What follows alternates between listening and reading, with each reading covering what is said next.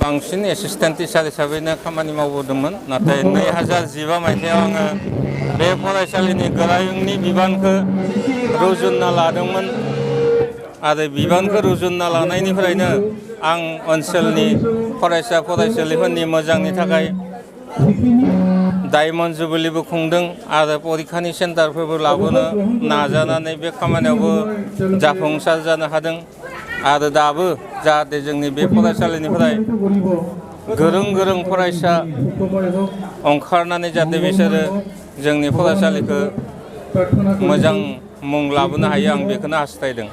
दिनै आजिरा मोनना गोसोखौ माबायदि? आजिरा मोननानैथ' आङो पुरा फ्रि बायदियानो सानबाय उदां जेरै दाउफोरा उदाङै बिरलांनो हायो आंबो बिदिखौनो सानदों। थेवबो आङो फरायसाफोरखौ दासिमबो गारलांनो हाया मोनसे अनुभब बिसोरनि मोखांखौ नुब्ला जोङो फोरोंगिरियानो जाबावनो मोनसे साननाय थाबावो आरो।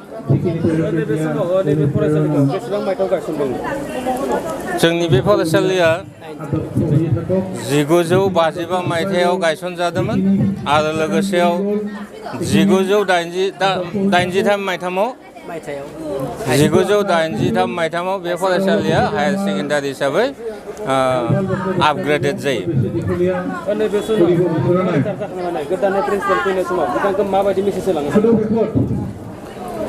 दाथ' जोङो आंनि बादिब्ला आङो मोनसे मोजां लामा दिन्थिलांनो हानाय बायदि मोनदों। 2018 मायथाइयाव जोंनि हायार सेकेन्डारि फाइनेल सेन्टारखौबो जों बेवहायनो लाबोनो हादों।